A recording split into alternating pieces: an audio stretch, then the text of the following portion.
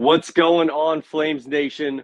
Welcome back. We made it through the bye week, and we are here live. I am joined with the GOAT, John Manson, all things the Sea of Red, all things Liberty Sports, for our first Sunday night episode of the Sea of Red football podcast. And before we jump into a lot of great stuff we have planned for you this evening, John Manson, how are we feeling? How was the bye week?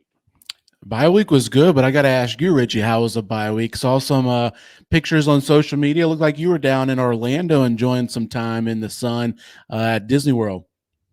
Absolutely. The wife and I, Mrs. Longshots and I, we took a little 2-day trip down to Disney, a day at Magic Kingdom, a day at Hollywood Studios, enough to satisfy that Disney itch. We got a bigger trip planned for January, but perfect time to do it. Bye week. Not a massive college football slate. There were some good games going on, but overall, a great time to get away. We're going to have a lot of Saturdays in the fall. In October opened up because of the midweek games coming up. We're going to be jumping into all of that tonight. But we had a game a week ago from yesterday, faced off up against FIU. John, you were down in attendance. I was actually in Atlantic City for the game, watching from a water park. So I'm gonna kick it all over to you, John. Give us that breakdown. Give us that review. Refresh our memories with the last time we got to see our Liberty Flames in action. Yeah, I mean, it was a game that I was a little nervous about going into. FIU had won 3 straight games and was playing with a lot of confidence. Had they have a true freshman quarterback, started 3 straight games, and they've really turned it on since he took over. And Liberty went down there, and it was homecoming for FIU, and they had the party going on out in the parking lot with all the tailgates and stuff, and looked like they were having a good time. But I mean, Liberty jumped right from the get-go, got the opening kickoff, went down, scored a touchdown. Caden Salter had a beautiful pass. Coach Chadwell called it his best pass of the season so far when he kind of dropped it into Bentley Hanshaw there for the 9 or 10-yard touchdown score to take the lead. Defense forced a 3 and out, go back down. Trayon Sibley had that long touchdown catch and run for, I think it was 68 yards. It's 14-0 before the alums are even in the seats and in the stadium. And Liberty kind of cruised from there and got a big win on the road, 2-0 in conference play, 4-0 overall going into the bye week. So it was a good win. Got down there, got the win, got out of town, and came back to Lynchburg, and now preparing for midweek on the mountain. Absolutely. Midweek on the mountain. Super excited for that. Ton of great guests we have in store this evening. We have offensive coordinator Willy Korn. We have Kyle DeArmond and a special guest picker. So definitely be on the lookout for that this evening. But John, talk about some of the other Conference USA action. We were not the only team with a bye this week, but there were some Conference USA matchups going on, which I was surprised that not every Conference USA team had a bye in the lead up to October and a lot of the weekday games. But as you could see on the screen, we have a little bit of a breakdown, and that Liberty number is a little bit higher than a lot of our Conference USA counterparts. Western Kentucky bouncing back after that loss to Ohio State. But look at us, John. Where else would we be? No, I mean, Liberty's looking really good and has shot up these rankings. I saw a tweet earlier today that said Liberty is one of the top 5 teams in the entire country of exceeding expectations going into, based on point spread going into. And, we talk about, 4-0, but not only 4-0 overall, 4-0 against the spread in covering those games. And we'll get into it a little bit later. Liberty opened as a 17-point favorite against Sam Houston. But yeah, there was, I guess 3 different games for Conference USA. And they kind of started midweek a little bit, 2 games on Thursday night and then 1 Friday night. Western Kentucky, I had my eyes on that game. Western Kentucky and Middle Tennessee. Western Kentucky kind of got the early lead and held on. Sam Houston, Jacksonville State was another game that I was paying a lot of attention to. Obviously, those are the next two opponents for the Flames. Sam Houston led the entire way. They really should have won the game if you watch much of that game. They were up by 8 scored a touchdown to go up by 8 with about a minute and a half left.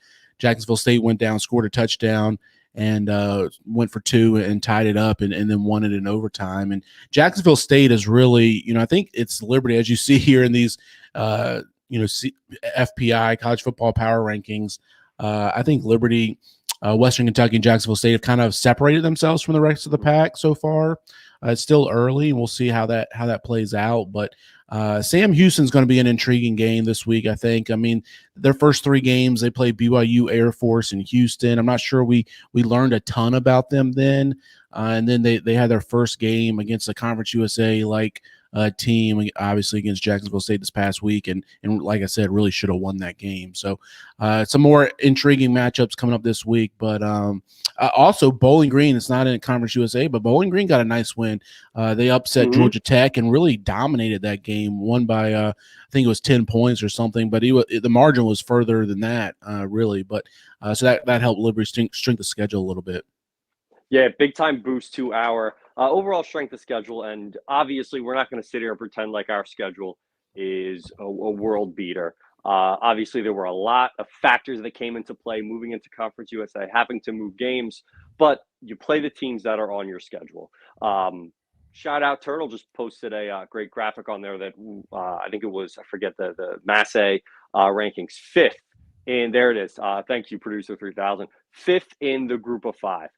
John, what are your thoughts on that? Where do you think we compare to some of the other group of 5 teams so far? Because that has been the big debate on Twitter, which has been exciting to see. It's good to be in that conversation. It's good to be a part of that discussion. But, you just mentioned Air Force. Air Force is rolling this year. JMU looks good. Tulane. Marshall has been in the conversation. I feel like there's been more G5 teams popping up recently. So any thoughts on that? How do you think we compare to some of the other G5 schools across the country?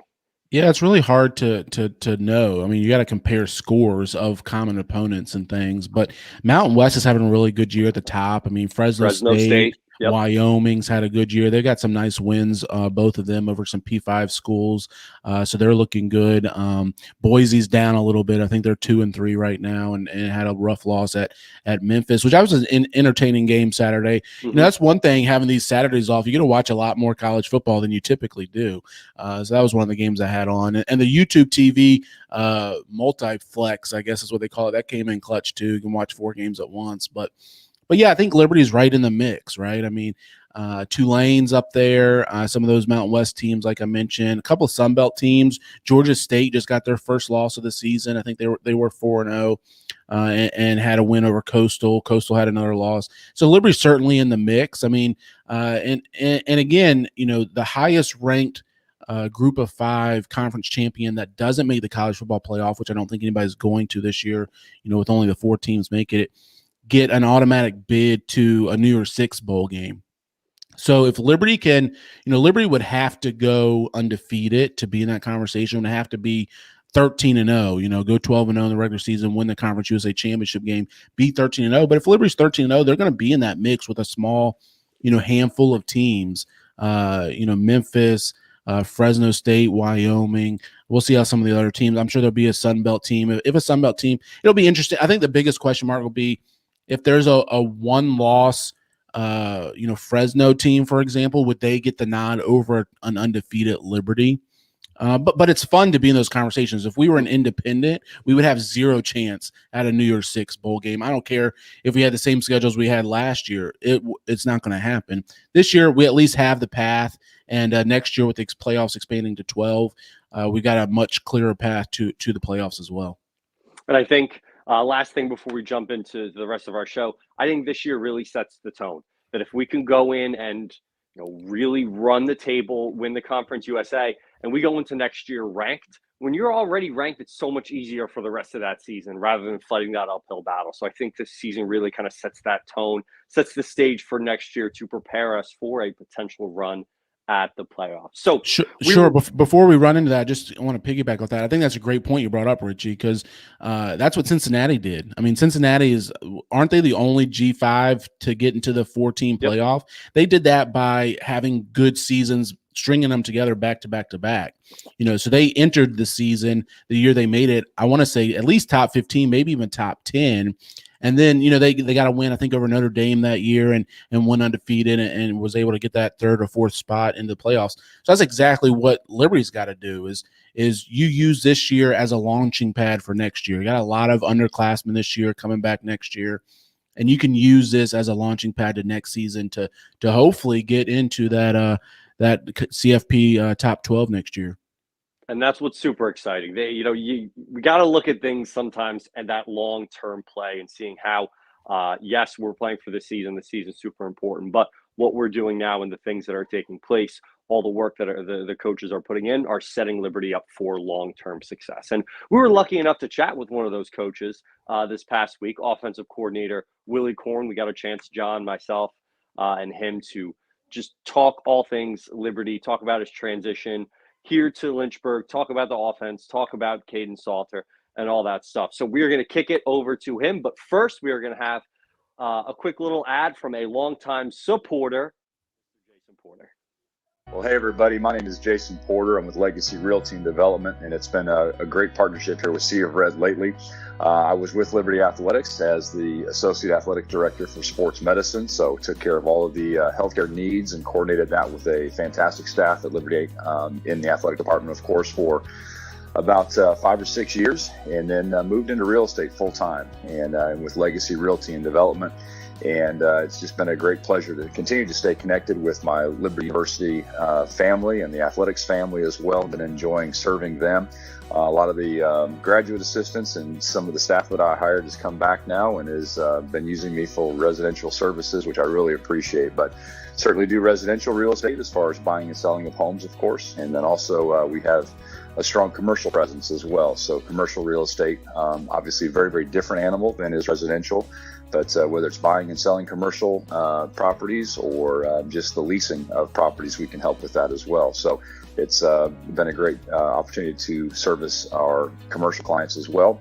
And then certainly on the investment front too, a number of folks who have discovered the power of passive income through real estate and investing in real estate with rental properties or fix and flips, those kind of things. And so great joy to serve my clients in that capacity as well. The other thing that I would add too is just a very, very full Rolodex at this point of contractors and subs and just different professional contacts that I've made through the years. So if I can ever provide any of those folks to you and all of a sudden you need a plumber or an electrician or a contractor to build your deck, whatever, I'd certainly be glad to give you access to that Rolodex and those references as well. Because a lot of times it's not exactly who you know, it's who you know that knows how to do the job well. And so I would be glad to provide those services for you as well. So love Flames Nation, love taking care of my Liberty family. And if there's ever anything I can do for you, my contact information is all right here on the screen. And I would love to be a service to you and yours. Thanks so much.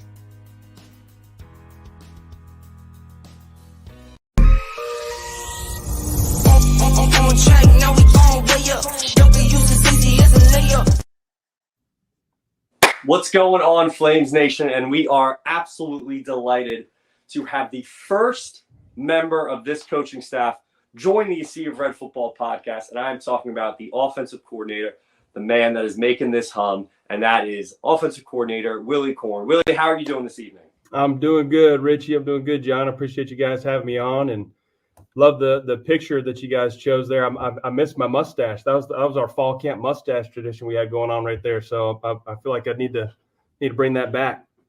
My wife would disagree with that, though. Hey, you can't argue with tradition. I'm a big playoff hockey beard guy, and I can tell you that if the coaching staff starts growing out any sort of facial hair, you will have a large contingency of fans on Twitter that are going to be all in. So just keep that in the back of your mind as we go through October. But jump right in. Coming to Lynchburg is a huge difference from Conway, South Carolina. I don't need ChatGPT to tell me that. But how has this transition been for you and your family making that trip to the mountain? So my wife and I, we have 2 young kids. I've got a 2-year-old daughter, 1-year-old son. So I was in a little bit of a different situation than some of our other coaches who have kids that are in school and couldn't leave until after the spring semester. So thankfully for me, I didn't have a huge gap away from them. We were apart for right at a month. We're thankful that our house in Myrtle Beach sold quickly, found a place here in Forest, about 15 minutes away from the school. So we're very fortunate to make this quick transition. And as far as the area, I love it. I love Lynchburg. I'm from the upstate of South Carolina. It's a very similar feel for me a very similar feel to being at home. And my wife is from 5 minutes down the road from where we grew up, about 15 minutes apart. So upstate of South Carolina is very, very similar to here. And so it's been a phenomenal transition. I love working here. My work experience is not all that different because it's a lot of the same guys that I work with at Coastal, but just all the other support staff and people that we've been working alongside and joined and started working with have been great additions and learned and grown a lot. But it's been phenomenal. I love this place, love the university, and we're thankful to be a part of it. Well, Coach Korn, first of all, thanks so much for joining us on the podcast tonight. This offense been humming here recently to start off the season, and I think you're a large part to that. I know you'll point your hat to the rest of the coaching staff and the players, but co-offensive coordinator and quarterbacks coach, you have a lot to do with it. But I want to go back to kind of your start in coaching. I guess your college career. You started off at Clemson and then ended up at North Greenville, where I guess that's where you met up with Coach Chadwell, and then you've pretty much followed Coach Chadwell all of his head coaching stops and Charleston Southern, Coastal, and now at Liberty. What is it about Coach Chadwell that makes him such a person that you would not only want to play for, but also coach for and follow him through so much of your career so far? Yeah, there's been 2 people in my life that have offered me jobs. It's Jamie Chadwell and Jersey Mike Subs. So those are the 2 people that I am thankful for, two institutions that I'm thankful for that have given me opportunities. But no, I'm thankful that everywhere that Coach Chadwell's been, he's given me the opportunity to continue to follow him. And when I went to North Greenville, I went to North Greenville for my last 2 seasons of eligibility after I got my degree at Clemson, and Coach Chadwell was the head coach there. And I absolutely loved playing for him because it was he has such a I think he has many great qualities as a head coach, but I think one of his best qualities as a head coach is he has just such a great feel for the locker room and the pulse of the team, and he knows when he needs to push the team, and he knows when he needs to be more demanding, and he also knows when he needs to pull back and make sure that we never lose sight of enjoying the process, and that's, as a player and as a coach, I've never once came to work miserable or worried about, what if we make this mistake? What if this goes wrong? What if we lose this game? He's just, he's typically the guy that's listening to Jimmy Buffett and walking around in flip-flops, in the office. So, and I've learned a tremendous amount under him. The offense that we run now, it's evolved and changed a ton since 2010 when I played for him, 2010 and 2011. But the core principles of the offense are still the same as what we were doing at North Greenville, and we've added wrinkles and added elements to it each and every year. But when I first got to North Greenville, I didn't know anything about option football. In fact, the 18-year-old version of me would laugh if I told him that, hey, we run a spread option offense. I just didn't know it. So I learned it as a player and learned it as a coach, and I feel like every year I learn more and more from him, and obviously, myself and Newland probably, when things are going well offensively, we'll get, credit and pats on the back for when the offense is playing well, and Coach Chow will too. But we have such a tremendous, complete group of guys that, as an offensive staff, that contribute to our game plans. When people watch games on Saturday, whether it's Liberty or any other college football team, it's not just one guy that's coming up with plays and calling them. We've got, Cody Leducco does an amazing job on putting our third down game plan together. Bill Durkin does our short yardage. Tony Washington comes up with our shots and our easy throws, all the way down to our grad assistants, our analysts, even our student assistants are coming up with things. And I think that's one of best things we do as a staff is everybody that's in that room as an offensive staff has a voice and has ownership. And doesn't mean we're going to do every single idea that comes to the table, but people do such a great job of bringing ideas to the table and trying to evolve the offense. And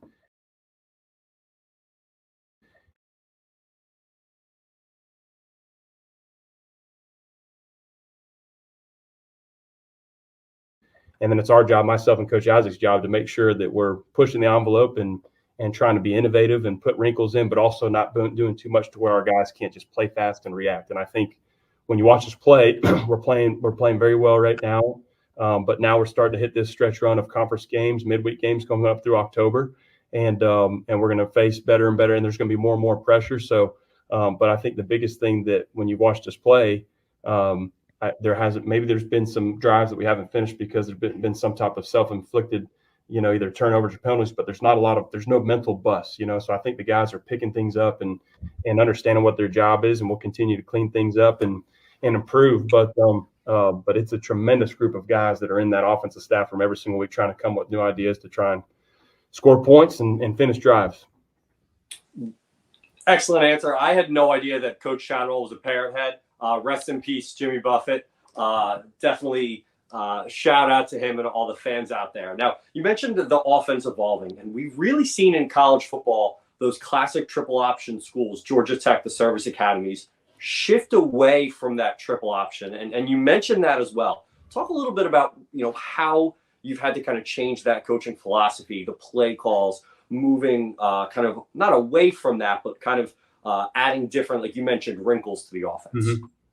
Yeah, well, I think every stop that we've been at, we've been able to maybe do a little bit more just with maybe, the style of players that you're able to recruit and that fit within what you're doing. But just looking back on it, RPOs are a common thing in everybody's offense now. But, in 2010, 2011, there weren't very many teams doing it. So it wasn't a big part of our offense.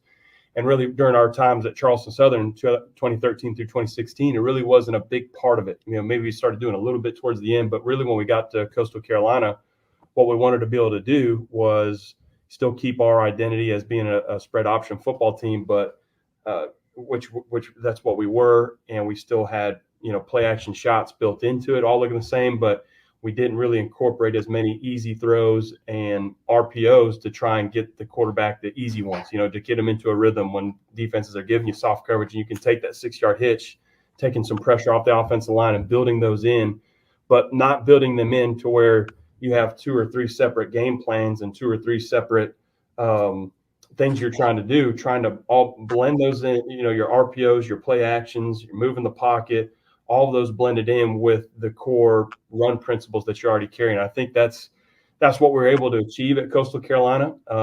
And obviously we had tremendous players and tremendous support there during our time there that were able to execute it. It's one thing for us to be able to come with ideas and draw it on the board. It's the Caden Salters going out there and execute and making the plays that make it happen. But I think that's where we took our really big step during our time at Coastal Carolina, trying to incorporate more RPOs, more quick game, just easy throws to get the quarterback into a rhythm, allowing him to be very efficient from a completion percentage standpoint, get him into a rhythm with easy throws, and not just ask him to. We're still going to take our shots. You've seen that with us offensively. That's going to be a big part of it, but I think it's hard when. I think it's important to get your quarterback into a rhythm early on in the game to get him those easy throws, take advantage of that easy grass that defenses are giving to you, and then when teams do try to take those away and play press man coverage, now you've got option football principles built into it where some of these balls that get pitched and get on the edge, they turn into big explosive runs. So I think that's just been the biggest part of it, at its core, when we first installed the offense during fall camp every single year, the core principles are the same core principles from when Coach Chowell first started doing it at North Greenville way back when. But what's changed is taking advantage of those easy throws, those RPOs, and I think it's a system that's fun to watch. I think it's a fun system to play in. It's a system that can beat you in multiple different ways. We threw for 300 yards against Buffalo. We only threw for 150, but we ran for 300 this past weekend against FIU. So it's very multiple, and it's very game plan specific with who you're going up against.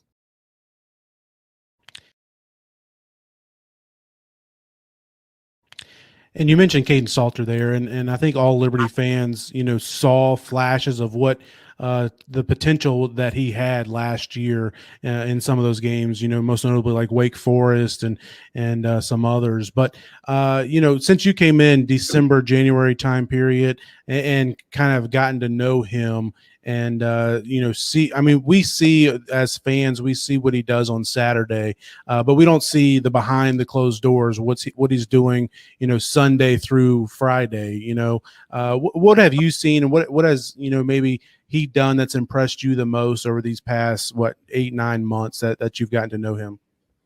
Well, I think the first thing that comes to mind with Caden is he absolutely loves football. He is filled with joy when he is playing, and even if he's not playing, just being around the game, being on the practice field, he is filled with joy when he's out there.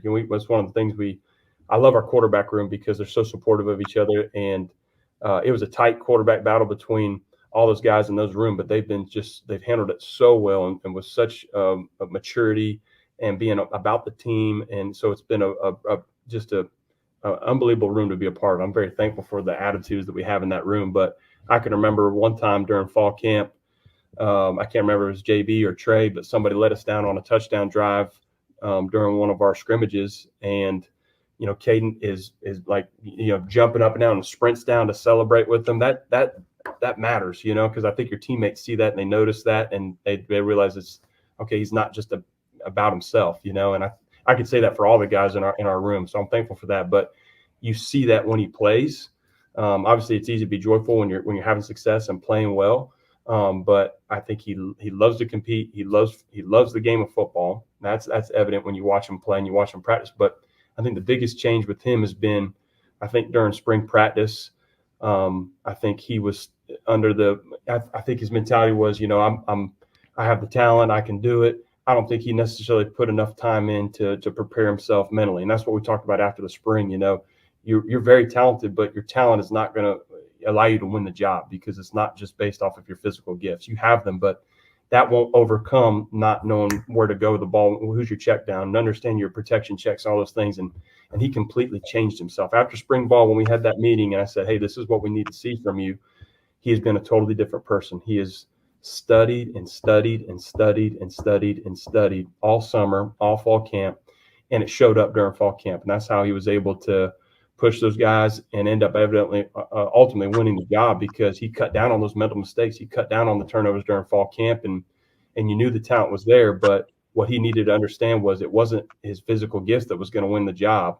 It was going to be the physical gifts combined with putting that time in and understanding what your job is, and also just earning the right to lead your teammates during summer workouts and during fall camp, and how hard you work because your teammates see that. Your teammates recognize when you know what your job is. Your teammates recognize when you're putting unbelievable effort in the weight room and during conditioning. And so I think he earned a lot of people's respect with how he changed his mentality after spring ball, all through summer and fall camp.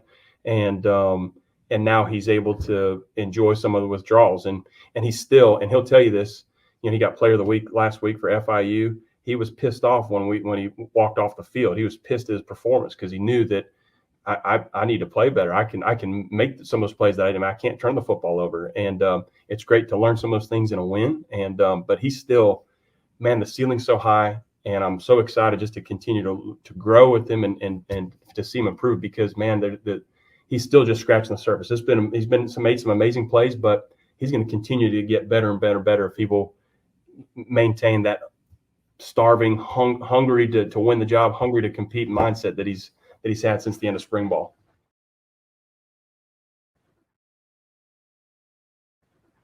We'd love to hear that because I don't want to speak for John, but I'm pretty sure that he too has been a Caden Salter fan since day one. I texted him Saturday night. I said, big day for the Caden Salter Truthers.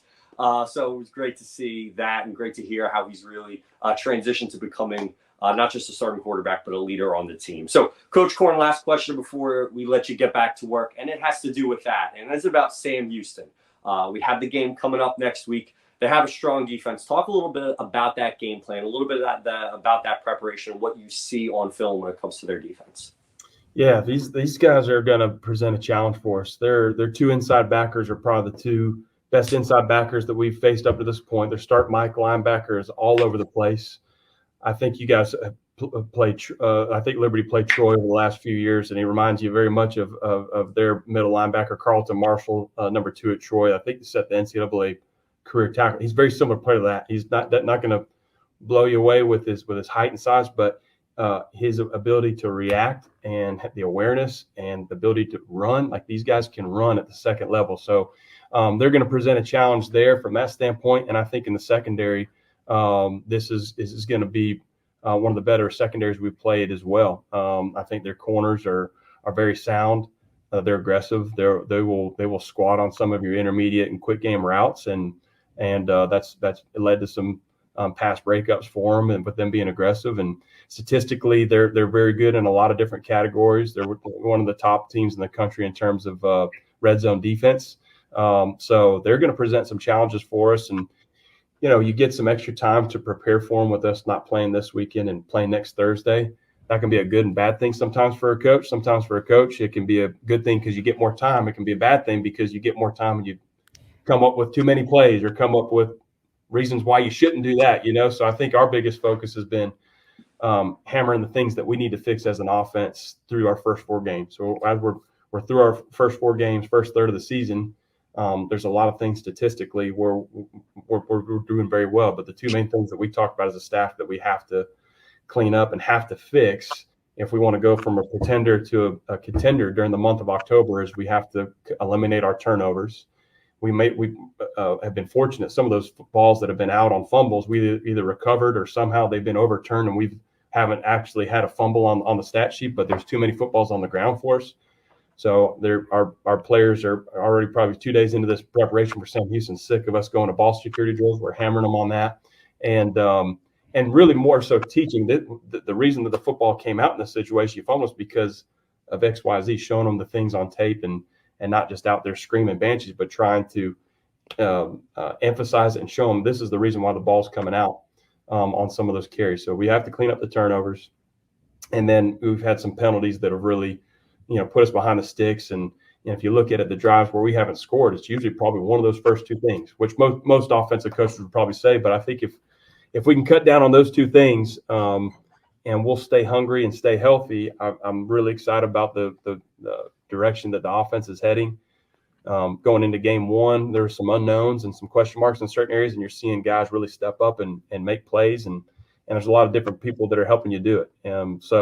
But it's going to be awesome. I can't wait to experience a Thursday night at Williams Stadium. Our student section, our fans have just been unbelievable. It was so awesome being there for get to experience the New Mexico State game, the first night game, when all the lights go off at the end of the third quarter. I mean, it's just an unbelievable environment. And that was one of the things we were so excited about as a coaching staff coming up here, because that's all you heard about was the game day environment. You can't wait till you see game day, wait till you see game day. And it has lived up and exceeded the expectations and the hype of what we expect. So I know we're gonna have a great crowd. It's gonna be awesome, and it's in a difficult place for opponents to come and play. So we're fired up for it.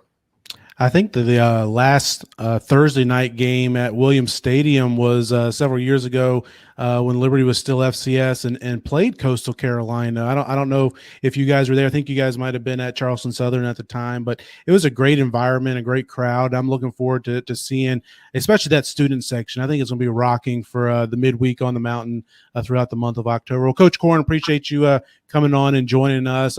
We certainly love to have you on the entire episode, but we'll let you get back to it and in that preparation, and can't wait to see what you guys got dialed up the rest of the season. Sounds good, John. Richie, I appreciate it. Thank you guys for having me on. Thank you guys for what you do for Liberty Flames football. We appreciate it.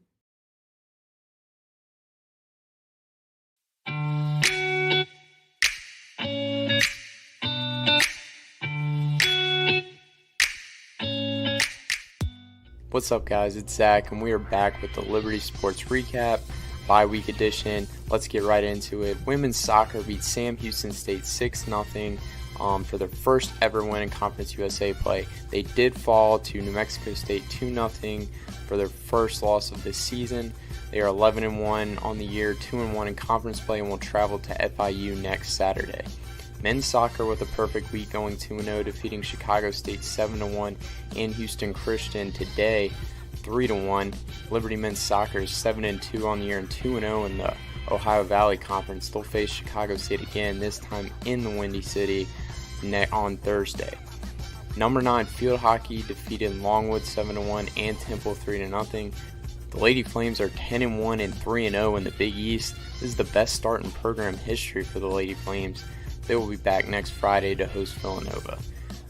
Women's cross country finished 5th in the Sweetbriar Invitational, and the men finished 4th in the Paul Short Run. The women did not score in the Paul Short Run, but Jessie Zealand had an impressive 22-42 6K finish to finish 13th out of 299 teams. Both teams will compete in the cross country 23 pre-nationals on October 14th in Charlottesville at Panorama Farms. That is where the national championship meet will be held this year. Volleyball lost to Middle Tennessee 3-0 and 3-1. They will face number 25 Western Kentucky up next on Tuesday and Wednesday. Women's swim finished 4th out of 4 teams at Florida State. They will face JMU coming up on October 13th in Harrisonburg. Obviously, no game for football this week as the Flames enjoyed a bye week, but next up we have midweek on the mountain this Thursday as the Flames will host Sam Houston State. That game will be at 7 o'clock on CBS Sports Network. If you are able, please come out and support the Flames. If not, tune in on television, prime time. And as always, go Flames.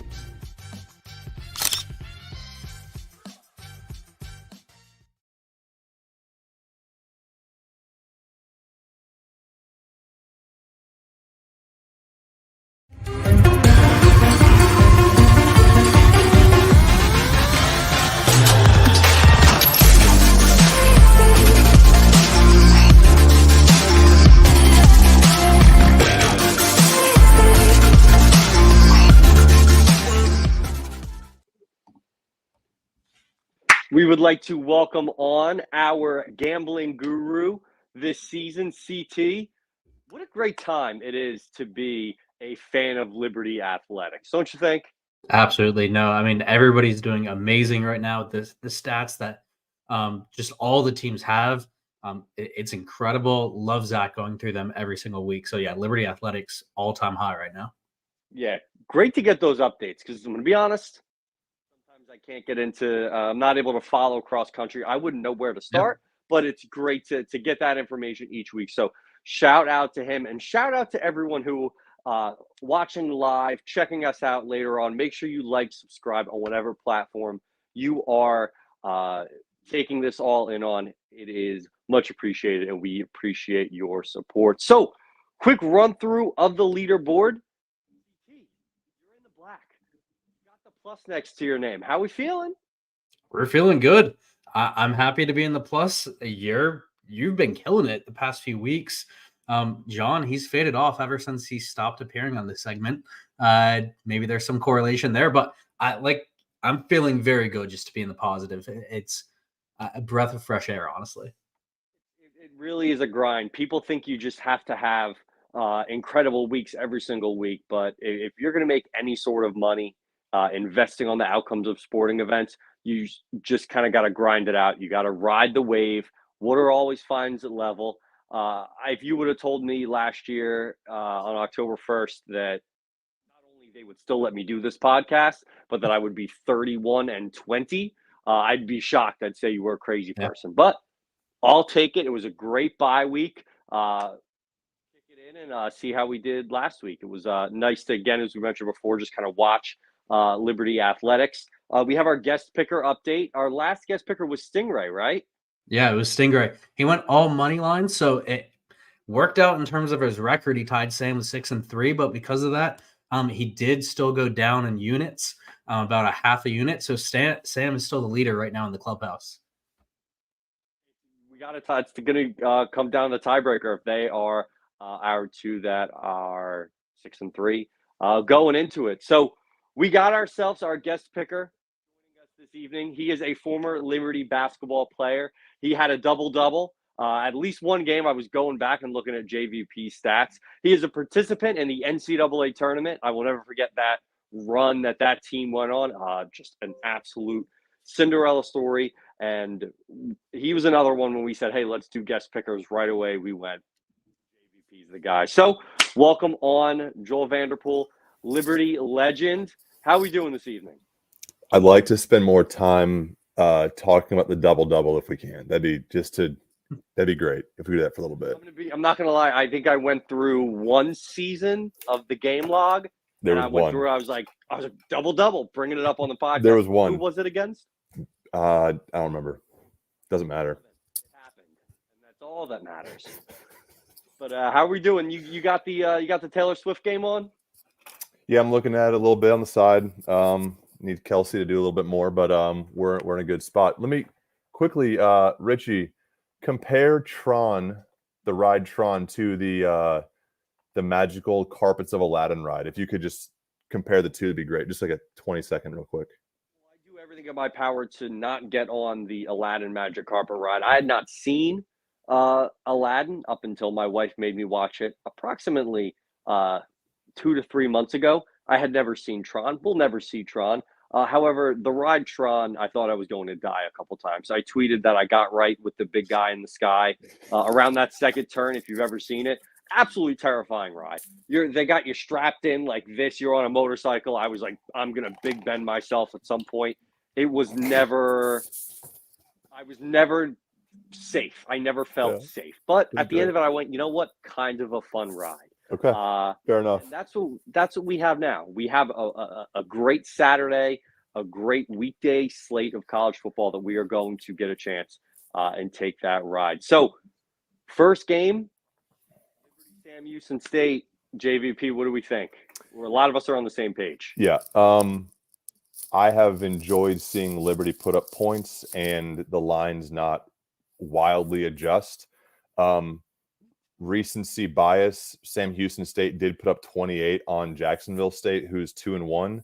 4-1, and Liberty has shown that, and I'll say Liberty, we have shown that we can put up points. We continue to hit the team total over, which has been good for me too. So I'm gonna take the over on that one. I'll take the -17 as well, but in terms of my picks and how it relates to this show, I'm gonna stick with the over. I'm all in with you. I thought that was shockingly low. CT, you're only one that's willing to jump in on the Liberty side here. Give us your thoughts. So here's the deal. There's been 2 times this season that I'm pretty sure all of us were on the over. At least probably 3 out of 4 of us. Both New Mexico State and FIU. Both times there was basically no scoring in the second half, especially the fourth quarter. We all got burnt. So at this point, I was like, you know what? Especially seeing all y'all on the over, I was like, let me take Liberty. 1, I feel better about that, and 2, maybe that'll be a good favor for you guys as well. So that we're not all on the over. That being the case, I'm going to be taking Liberty team total over, whatever that number is. And I can see it being something where it's like 40-7 or something like that, and still goes under. So give me the Flames -17. Thank you for those good wishes, CT. I appreciate that. Yeah, of course. Positive vibes here. We're just uplifting each other. We don't need any negativity. Next, this is a weeknight game. Another weeknight game. Jacksonville State, Middle Tennessee State. I went the under alongside CT and JVP. I have no stats to back this one up.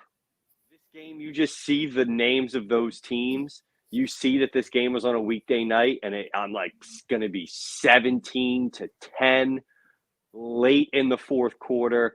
I know JVP hit me with some stats this afternoon, so I'm going to kick it over to you. What are your thoughts here? Hate this game. Cannot get a read on it. I'm going midweek under because more often than not, that feels right. And 54 is not a crazy number. So I feel comfortable with that, given how poor of a read I could get on the game. CT, your numbers guy, I appreciate you kind of co-signing that because I was hoping that you would say that. Yeah, I mean, to be fair, there's no numbers behind this from me either. Considering the lines come out at 2:30 and we have a couple hours to make our picks, there was just nothing there. But I mean, if I am going to think from numbers, like 54, right over 54, 55 is typically like the most key number with totals. That's like the most common occurrence in college. And so when you think about it like that, I would think this game is going to go under as opposed to over. that key number. So yeah, that's my cosign. That's the best I got, but we're on it together. So if you're here for the analytics, clearly this is not the segment for you, judging by the last game. I don't know. Week one, Richie. I don't know. Week one, CT came in hot with a number and a justification for every single one, and I said, I'm already intimidated by being a guest picker up against CT. So the fact that I haven't really strayed too far, and in the first game he really kind of threw us under the bus, like this is about as good as I could have expected. Nothing better than when you like a play and someone else gives you the validation of, yeah, you know what, I like that too, and you're like, you know what, double the bet. Like I'm all in on it even more. And here's the other thing: no matter how many stats that I had, I still went like 1-4, like the first 4 weeks of the season, every single one. So I mean, throw all that out the window at this point. Like I'm doing whatever I can. Elsa said the past is in the past. Clean slate across the board. New Mexico State. Did they suspend Pavia, or is he playing? I think he's playing. I think so. I haven't seen anything to the contrary. Did you hear about that? On the logo of New Mexico. That was the quarterback? Okay, so one of my bullet points for this game may be in jeopardy then. I think he's playing, though. Okay, then we're fine. There's no rules out in New Mexico. We know that for certain. So consensus game there. All time one of my favorite rivalries. It's not called they don't call it the shootout anymore, right? It's the Red River shootout part of it. Yeah. Yep. Posh. Texas, Oklahoma.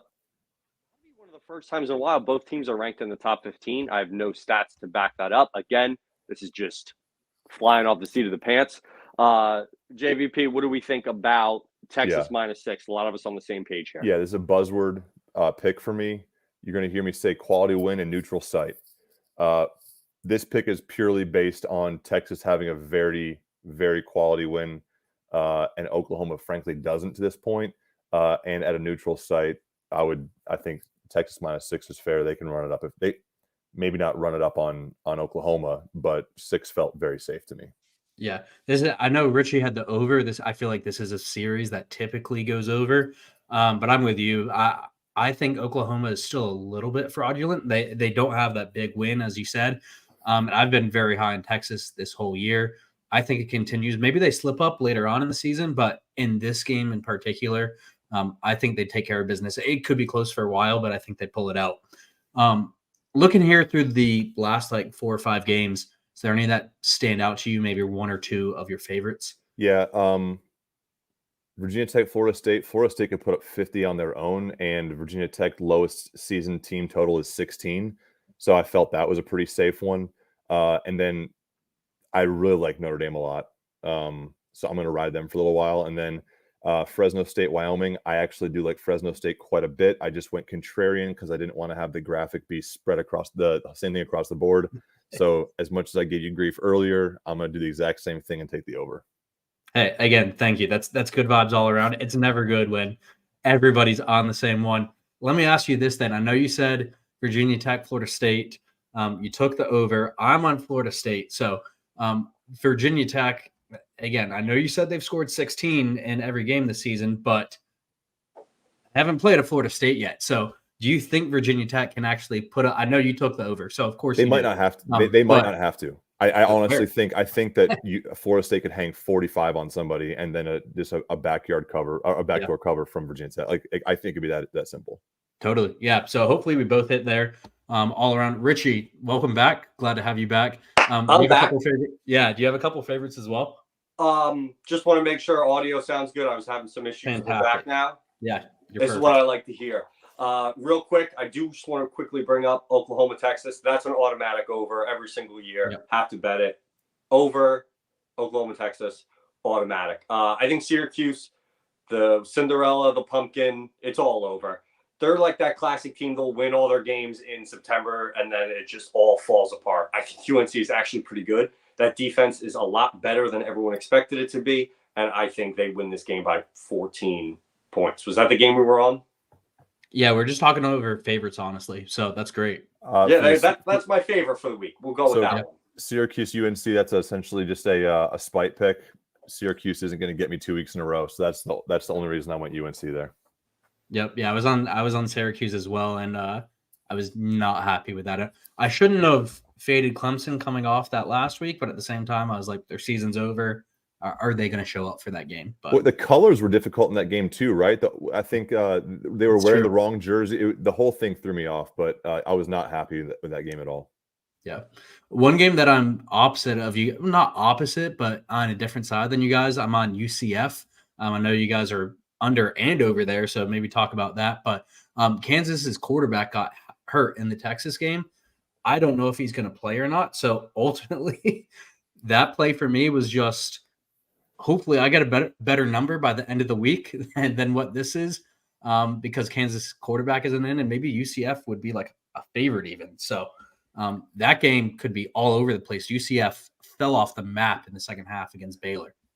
I've learned when the line is higher than you're comfortable with, take the over, or if the line is lower than you're comfortable with, take the under. So that's why I read off that one. And I don't think either has a good win, in my opinion, neither UCF or Kansas. So to me, it could just be a really bad game shootout that ends up going over. So that's why I went with it. Kansas burnt me last week, so I totally get it. The kid got hurt, who I think is going to play on Sundays. I think he's really good. So yeah. That's they haven't been the same since Turner Gill left. But all right, great week. Did we get your mortal lock of the week, JVP? Notre Dame -6. Love it. Across the board, which could only mean one thing. Louisville. Lou's not right. Yeah. That's hurtful. Louisville will be the one to take. But shout out Sam for his. Louisville being 25th in the country, they've done nothing to get it other than just survive. I'm not buying Louisville yet. I think they were very hyped going into the season, and then because they have just survived week after week, they're getting rewarded for it. But honestly, I'd probably say I know they have 2 losses. I know they're not impressive compared to what they've been, but I'd probably consider Clemson's better than them.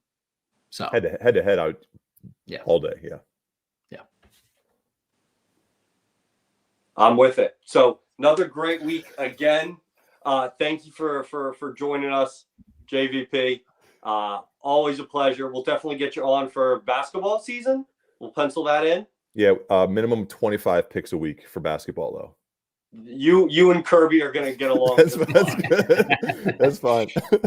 He sends us like 35 picks. I don't know who these 2 teams are. I had the Reds to win the division back in like June or earlier than that, maybe May, and that was a Kirby, and anyway, it's gone now. But we were, it felt right for a little while. I was big time rooting for the Cubs. There was definitely some Liberty fans out on the bird, pulling for the Reds. I say Cubs pulling for the Reds. But again, like Liberty, they're setting the tone. Next year is going to be the big year to make noise on that national level. But again, thank you so much for joining us this evening. We're going to be tracking your picks, seeing how you do throughout all that. CT, you're moving in the right direction. I believed. I bought stock when it was at an all-time low. So thank you again. Good luck this week. We'll be in touch on Saturday, I'm sure. 100%. Virginia's best and most flames-friendly coffee comes from Ironclad Coffee Roasters. Ironclad roasts and serves up their beautiful beans at 2 cafes in Richmond, where you can enjoy their craft roasted specialty beans from anywhere in the country by visiting www.ironcladcoffee.com. Place your order there, and it will be directly shipped to your doorstep. Whenever you find yourself in the capital of the Commonwealth, pay them a visit at one of their 2 cafes in the Richmond area. Ironclad's owners, the O'Rourke family, are proud Flames Club members and season ticket holders, and now they're pleased to sponsor the podcast from a sea already. Hop over to www.ironcladcoffee.com now to get your Virginia's best specialty coffee headed your way.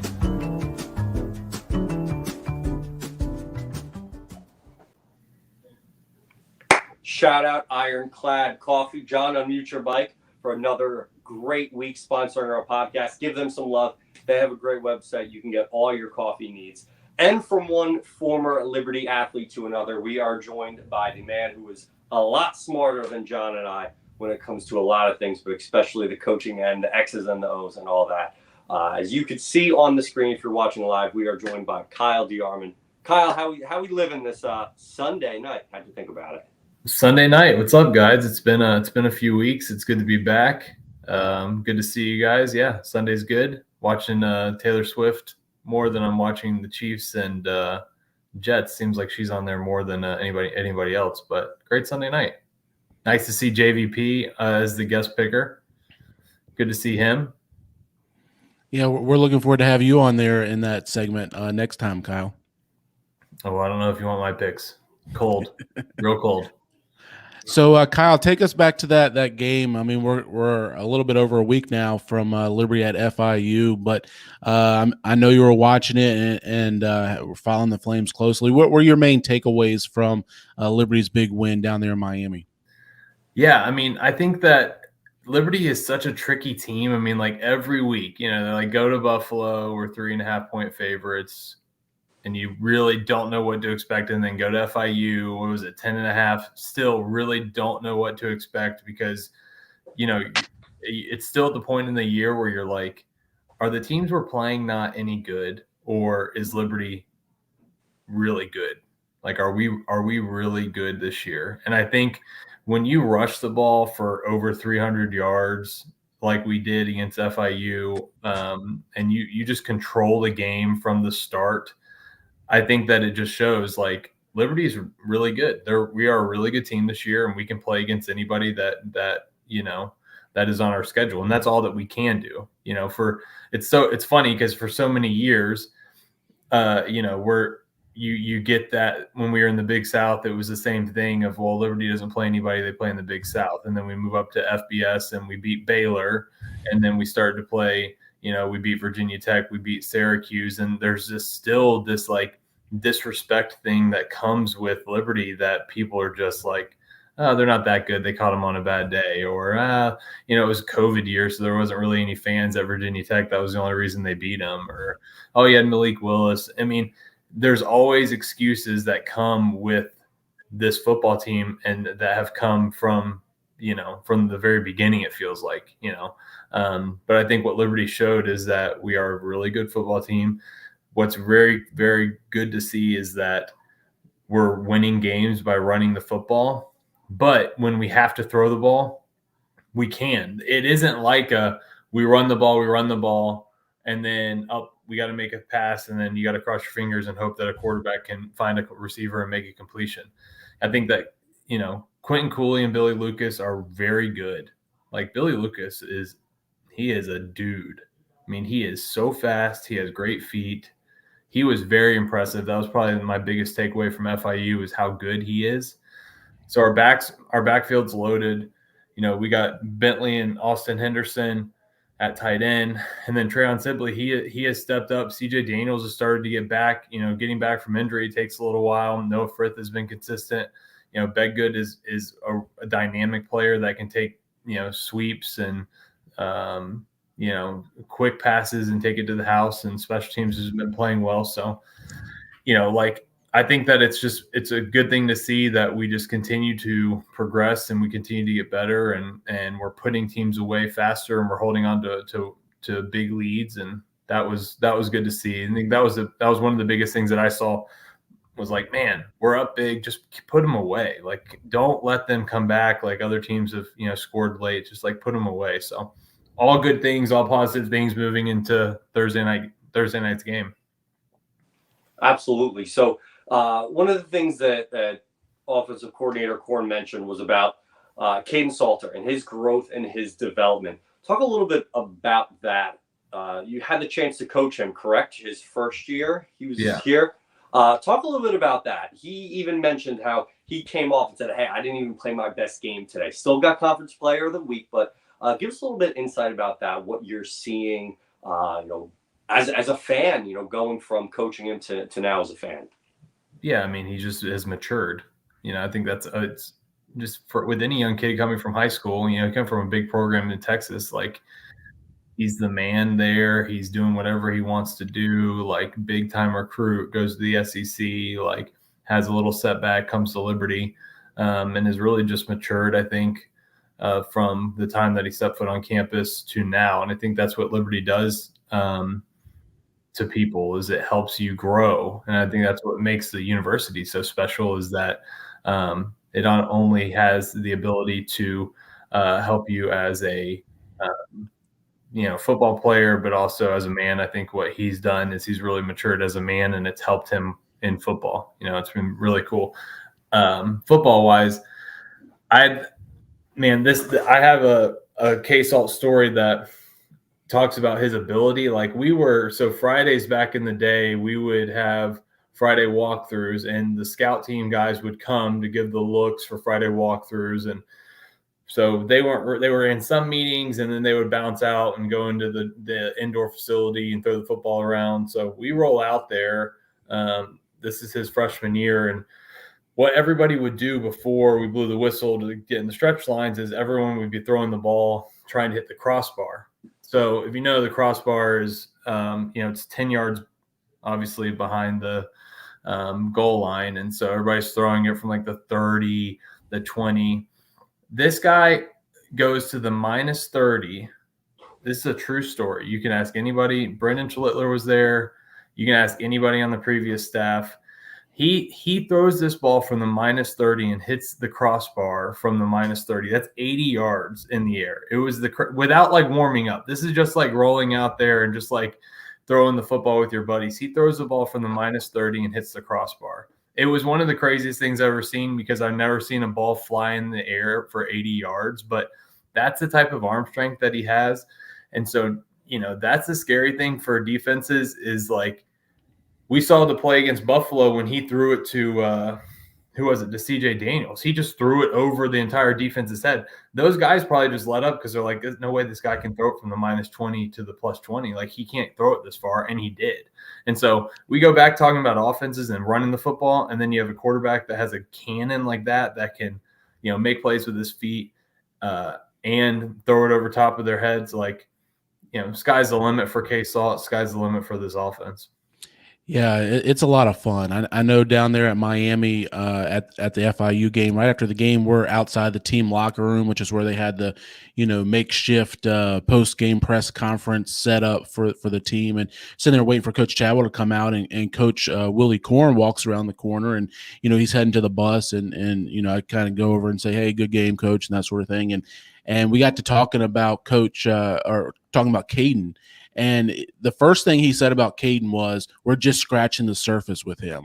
And I'm sitting here thinking, man, this is a guy who's, even at Liberty, 4-0 Liberty, who's not even receiving votes in the top 25 polls and hasn't even played a Power 5 opponent or made any national headlines. He's already kind of, getting some love, deep love, for as far as, far away from, a true contender, but for the Heisman, and getting some national attention for some of his play. And here's his offensive coordinator and quarterbacks coach saying we're just scratching the surface with them. It's amazing to hear that. And it just makes, I'm so excited to see what the future holds for him and for this Liberty offense. And, hearing that story that you just shared, Kyle, it just adds to that. I can't wait to see what he does this coming week. But anyways, let's move ahead. Let's start looking at Sam Houston. And this is a team that's winless, 0-4. They played a tough schedule, though. I mean, they lost to BYU, Air Force, one of the top G5 teams in the country this year, and also Houston. And then I don't know if you guys were watching Thursday night this past week, but they really should have beaten Jacksonville State, who I think Jacksonville State is one of the top 3 teams in the league, as I said earlier. But they were leading throughout and really should have won that game. Their defense seems to be legit. I'm not sure about their offense. I mean, you see those numbers, averaging 9.5 points per game.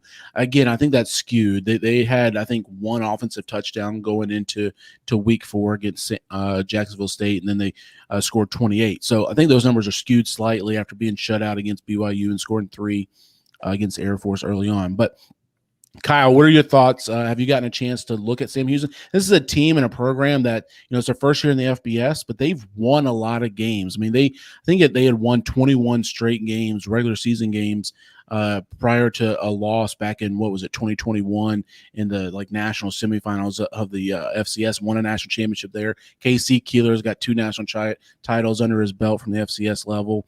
What are your early thoughts, early reads on the Bearcats?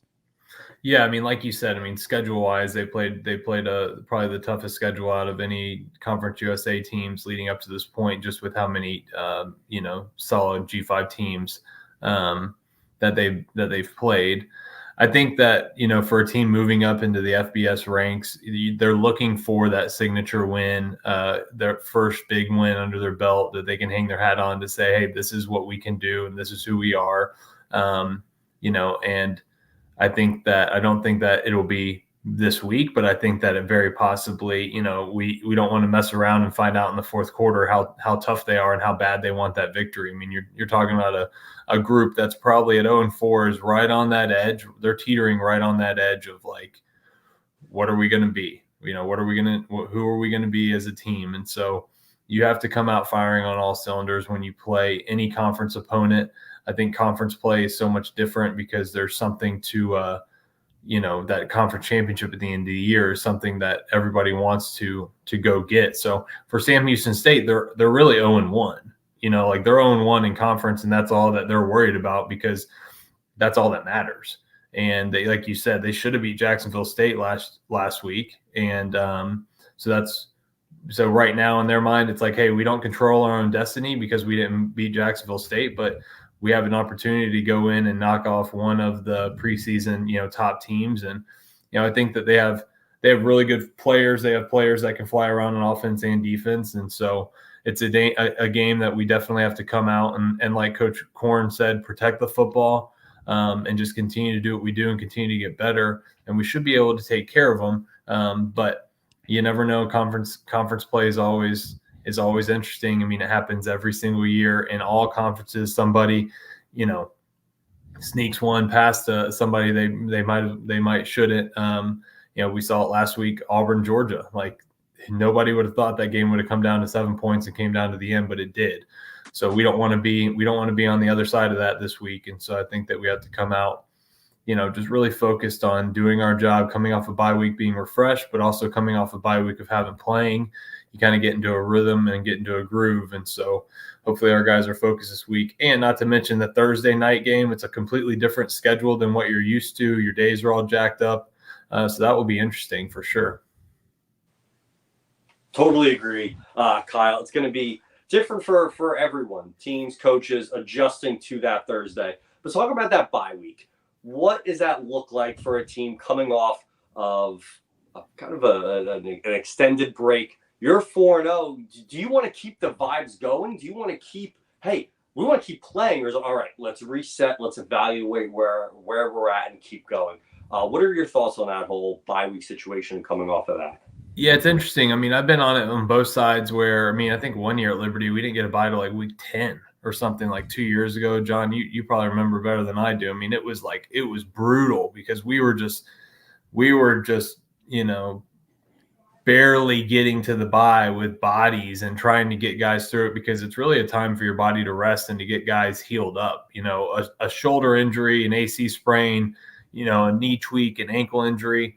When you have that bye week to rest it, it really, really helps. So I think that we've hit it at the perfect time. After week 4, we have one conference game under our belt, give the guys a little break and then move into that conference play. And what's nice about it, is that we have that a little, that extended bye, but it also gives you the ability to, like I mentioned before, get on that midweek schedule. I mean, that's going to be very different for our players, because normally you're used to playing on Saturday and then you watch the film or have a walkthrough either Sunday or Monday. Tuesday and Wednesday are tough work days.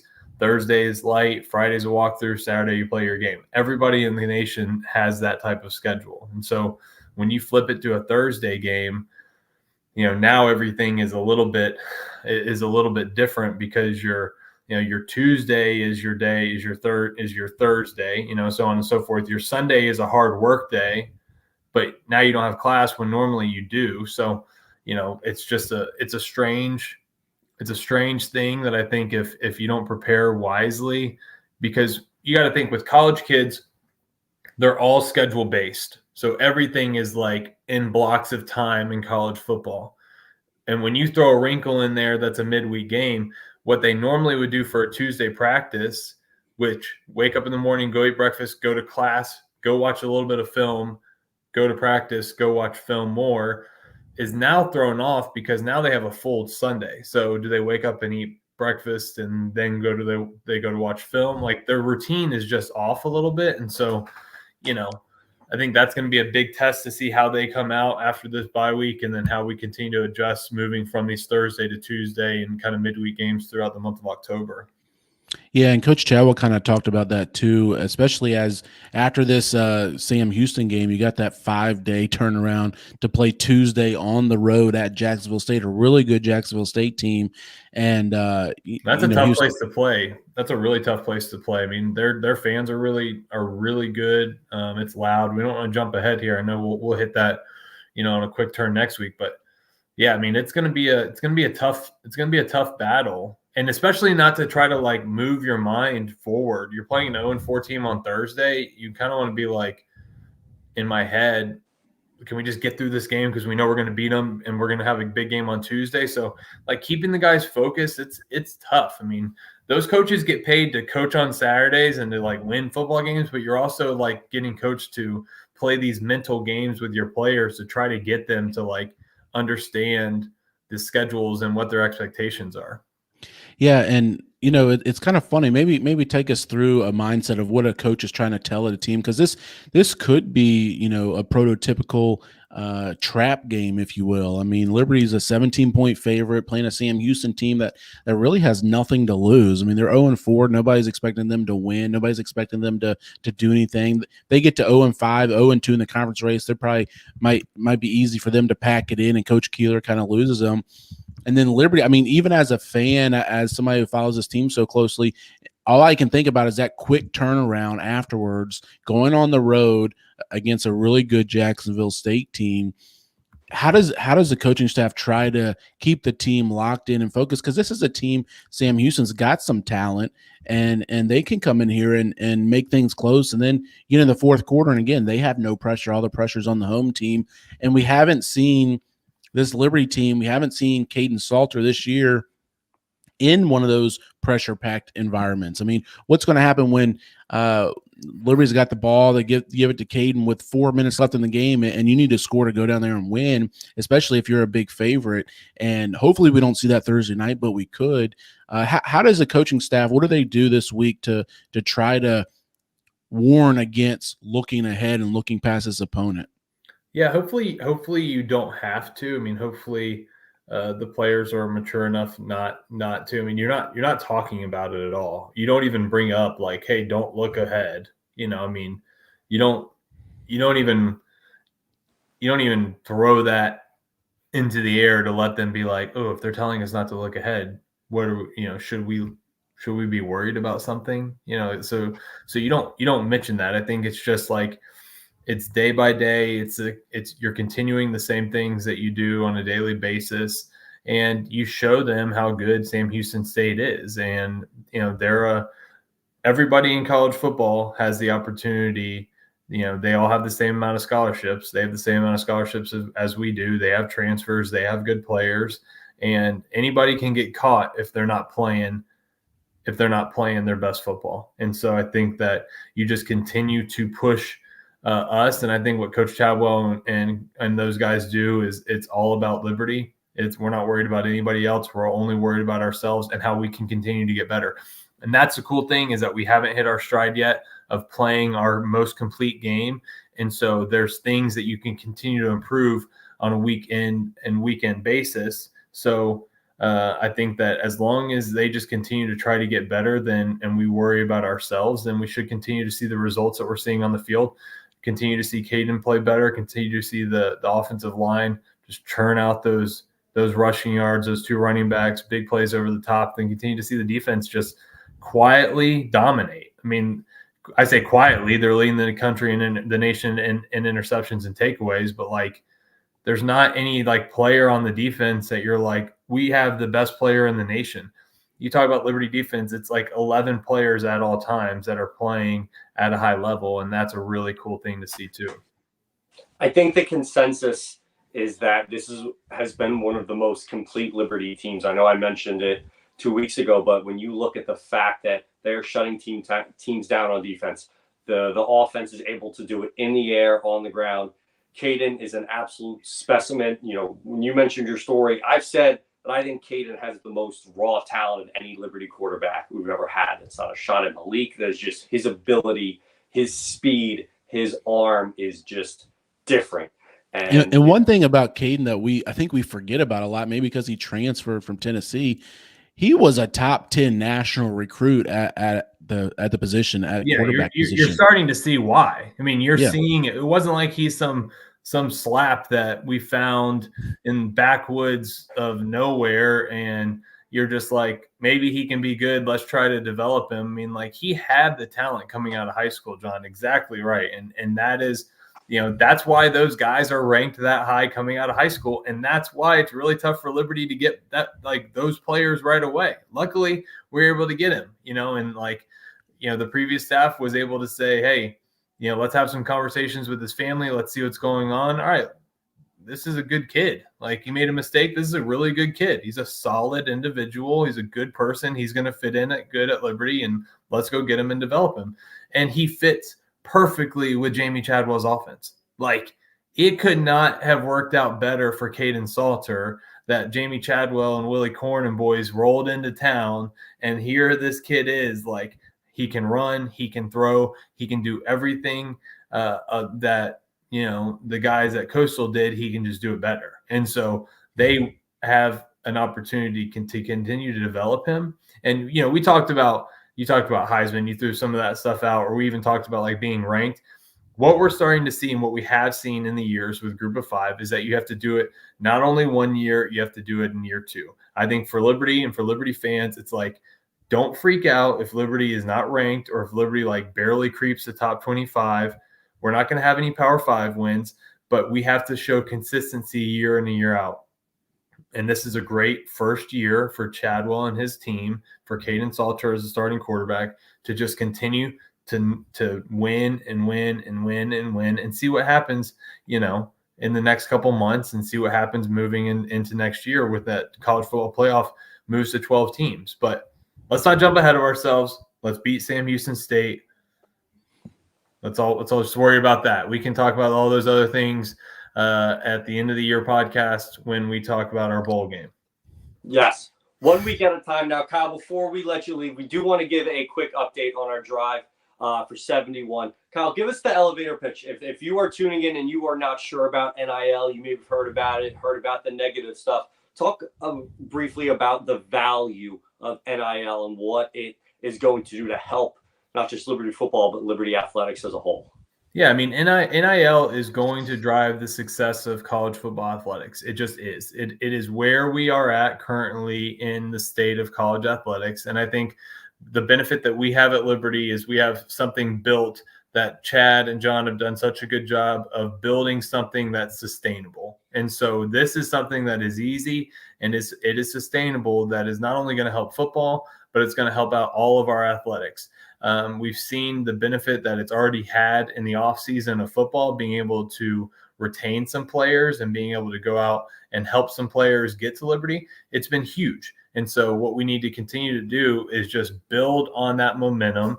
And this drive for 71, you know, it's 71 monthly subscribers that support Liberty student athletes through the NIL fund. It's an easy way for people to get involved, to say that, hey, I support Liberty through NIL fund, and whatever financial level that is for you, that makes sense for you and your family. But just a great opportunity outside of Flames Club that you can get involved in to really make an impact for our players. Because trust me, I was there as a college athlete prior to NIL. So was JVP. It sucks. I mean, there's not many things. We didn't even have training table. Basketball, those guys were eating out every meal because that was part of their scholarship. We got to go to the Rot and we were starving. And so it's probably why we lost a couple games in the Big South Conference. That's neither here or there. But anyway, help out NIL, support your athletic team, support the guys, give them a little something extra on the side. And yeah, let's get to 71. Yeah, thanks, Kyle. Appreciate you giving that shout out. We're help us get to halfway. We're at about 29 of the 71. Help us get to halfway. Push us to over 35, 235 and over 35 this week. And you can join as low as $10 a month, and that goes straight to Liberty athletes. But thanks so much, Kyle, for joining us. Richie, any parting shots as we wrap this podcast up?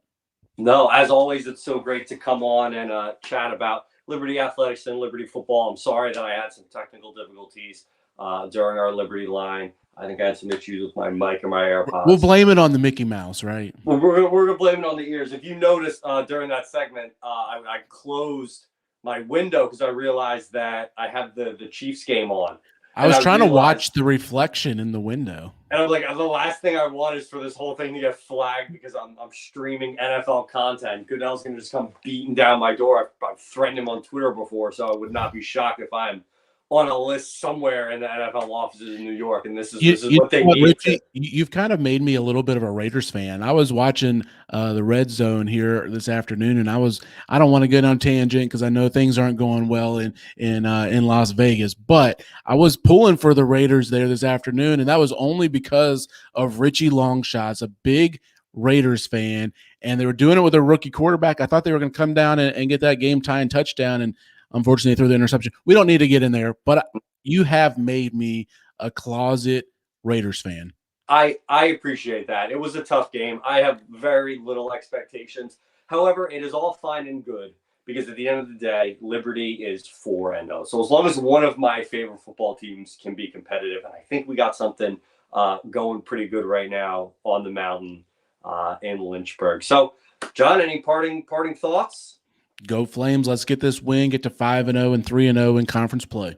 Thursday night, everyone going to the game. Have fun. If you're on the fence thinking about going, do it. Go to that game. Pack that stadium out. It is going to be all over television, and it's going to be all over social media. So let's show the nation what Flames Nation is able to do. So as always, I'm Richie Longshots, joined by John Manson. Stay hydrated, stay blessed, and we'll see you next Sunday night. Next Sunday night? Next Sunday night.